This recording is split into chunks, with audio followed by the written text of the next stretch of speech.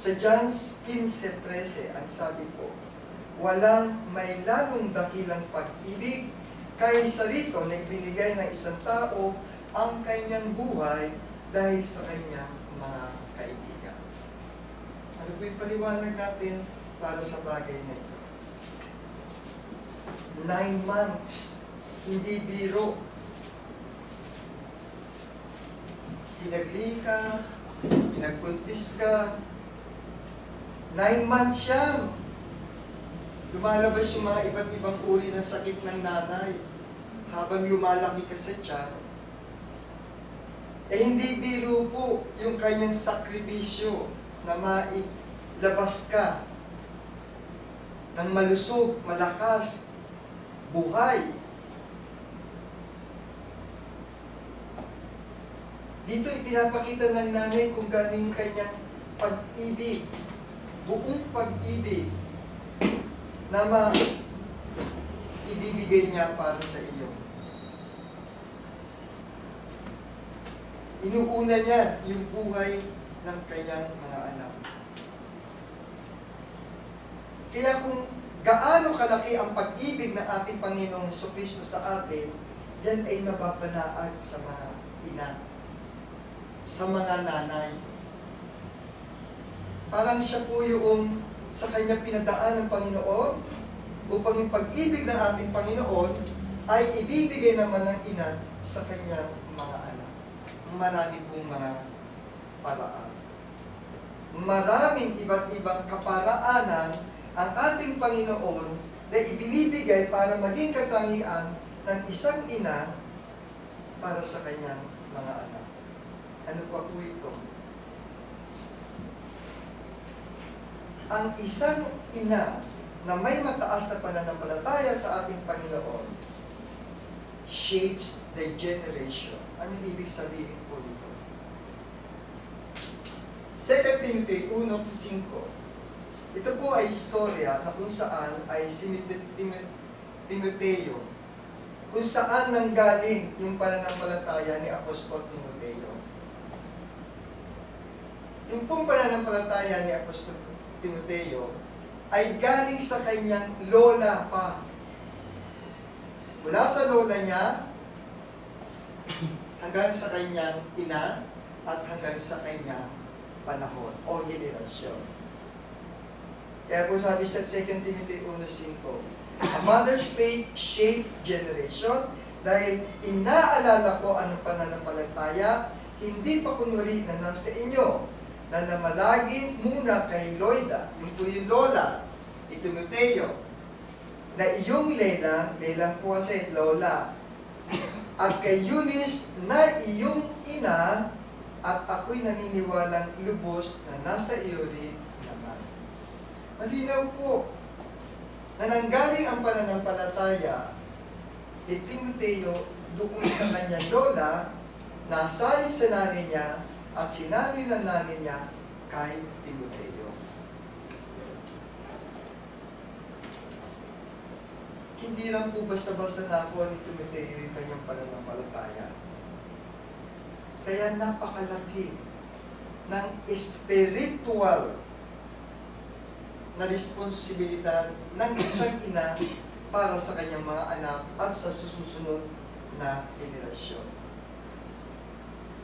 Dahil sa ina unang nakikita yung pagmamahalan, yung faith inside the house. Maliit ka pa lang, gaya po yung kanina si sister, yung kanyang maliit na anak na yan. Bata yan, hanggang masanay yan. Pagkasama mo palagi yan, lumalago ang pananampalataya ng bawat batang yan. Kung anak mo, iiwan mo sa bahay, iiwan mo sa katulong, iiwan mo sa kapitbahay, sisimba muna ako. Ano ang matututunan ng bata? Wala po. Kaya, ito ang responsibilidad ng isang ina na kung saan ilapit ang kanyang mga anak sa pananampalataya.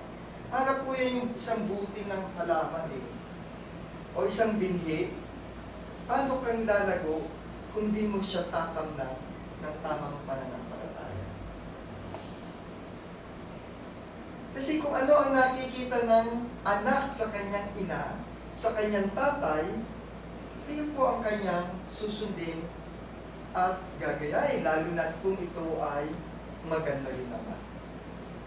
Pero kung iba din bata, kahit naman pangit yung nakita sa magulang, ginagaya din naman po.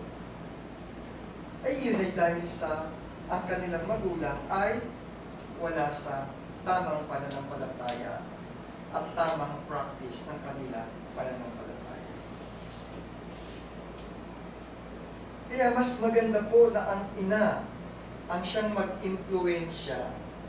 Ang ina ang dapat gagabay para sa kanyang anak upang ilapit niya yung kanyang mga mahal sa buhay, kanyang mga anak sa harapan at pananampalataya.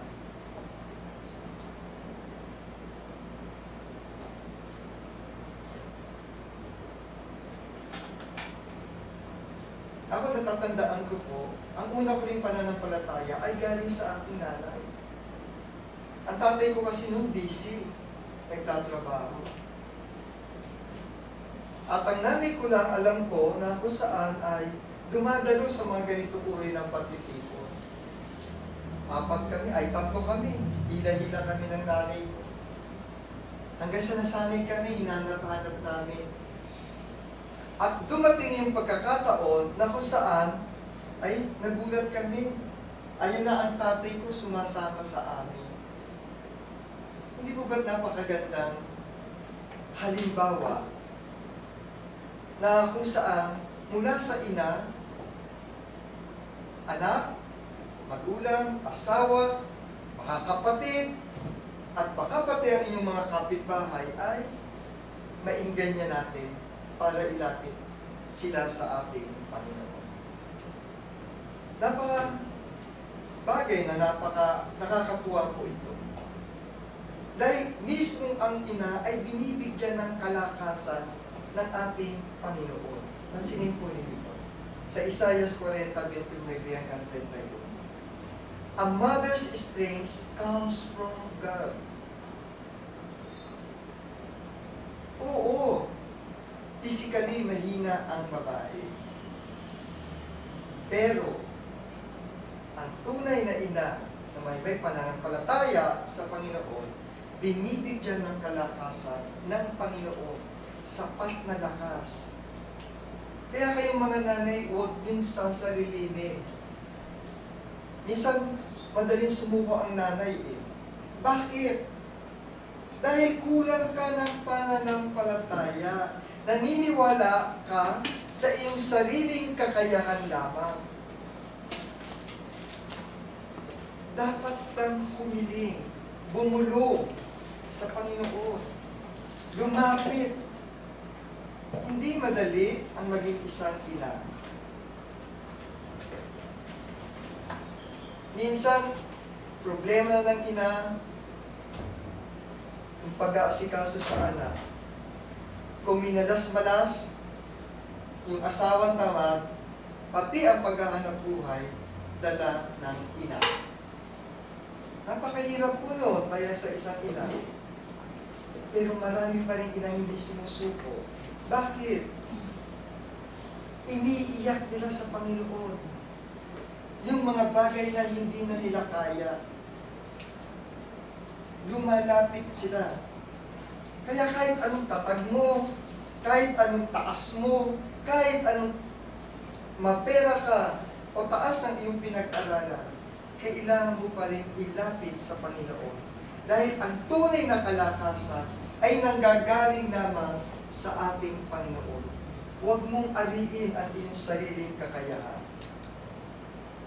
Hindi sapat ang kakayahan ng isang tao upang patuloy mong gawin ang iyong responsibilidad at patuloy tayo na makapaggawa ng ating pananampalataya.